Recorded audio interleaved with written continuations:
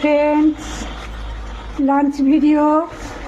রান্না এখনো হয় নাই গো, হচ্ছে। যত ভাতে আলু দেওয়া আছে, আলু সেদ্ধ হবে। এই যে ডাটা, সর্ষে পোস্ত দিয়ে ডাটাটা হচ্ছে, ডাটা হবে, হয়ে এসছে। একটু পরে নামিয়ে দেবো। পোস্তটা আজ আর গরম করবো না, কাঁচা পোস্ত সব চামচ করে তুলে দেবো। আর আছে বিউলির ডাল, অল্প কুমড়ো ছিল, ভাজা হলো,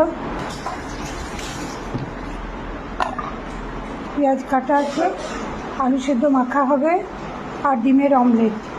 আজ আমাদের আলু সেদ্ধ, ডিমের অমলেট, কুমড়ো ভাজা,